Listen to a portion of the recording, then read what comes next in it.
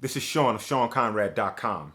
I got this new voiceover gig, just completed it not too long ago, and this one was interesting because it wasn't just like, we like your voice, here's the script, do the script, send it to us, blah, blah, blah. This was set up where there was a Zoom meeting to meet all of the writers and the people who have certain positions for this company. They explained exactly what they do, each person, what each person handles. They wanted to know a little bit about me, and that was to everybody. So they really wanted to get to know who everybody is and what their background is. So it wasn't just like I got in because of my voice. It was a personality check and to see if I gel with this team and if I'm the right fit for the project. It's really an eye-opener to know that it's not just your voice that's going to just get you these gigs. Now, in some cases, if you have a beautiful voice, yes, it's going to get you very far. But for people that are starting out, if you're starting out or you're not yet a seasoned vet, please expect that people want to meet you, get to know who you are, get to know what your background is. And while they're doing that, based on how you answer, they can tell how experienced you are.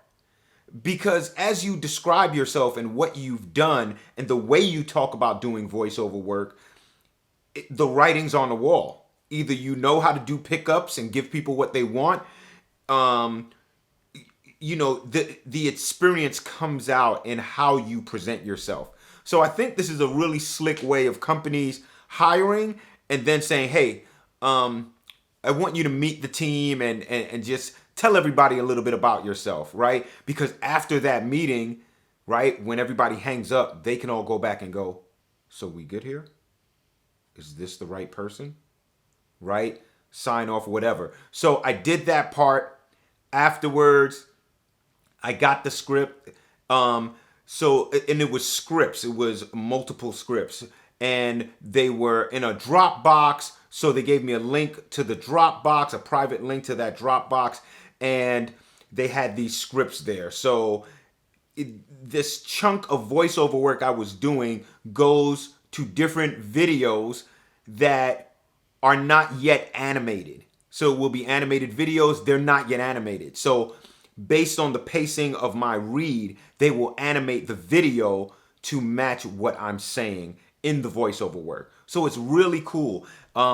Just powerful stuff. So that's why, the animator was there, the writer was there, the owner of the company, to tell me things about what the goal is and who the target audience is. And it's really a good time for you as a voiceover artist to ask, what are the pain points, right? Like, who are you trying to reach? If they're underserved people, then maybe you need to do your voiceover not like you're this professional VO that works on all these super cool things, but maybe somebody that sounds like, hey, I'm your buddy. I got your back. I'm going to help you get through this. And that was the case for the work that I was doing. The script and the video is to help people, right? And it helps them get through a certain situation, okay? Some of it has to do with legal ability to do certain things and how people can take legal action to protect themselves, right? To make sure they're not getting taken advantage of. So in me asking those questions, I got to know, okay, this is how I should deliver this. I'm not telling these people what to do. I'm saying, if you need a way, here's what you can do. And as a matter of fact, here's an option, right? You see, so my voice, everything about me just kind of says, hey, I'm your friend, I'm your buddy. This is what you can do if you're unsure, right? So it's these people that are hiring you, when you get more and more into voiceover work, they want to know that you can do this, okay? After I did the voiceover work, then I invoice them, right? So I can get paid for the work. And then a few weeks later, because this is taking time, they sent me email to do pickup lines, and it was one pickup because I pronounced the word wrong, and they sent me a Google link to hear the pronunciation of it. So I got it. I redid that word, and then it was another word where they needed it in different ways. So and the word was witnesses. So in this situation, what I did just to make sure they have what they need, I did the pickup in all different ways, right? And when I say different ways, the way I was thinking was, you can use witnesses to start a sentence. You can use witnesses in a sentence, right? So there's a word before and a word after. Sometimes that edit is tough. You can end a sentence with witnesses and what have you. So my pickup lines were literally like witnesses, witnesses, witnesses, witnesses, witnesses, right? So I gave them like 5 or 6 different pickups of witnesses. And what was cool is they got the takes. I emailed it to them. And when they emailed me back, they said, fantastic, like exclamation point, and like they were so happy with the pickup lines that I gave them. And that's what you need to do, because you'll end up working forever.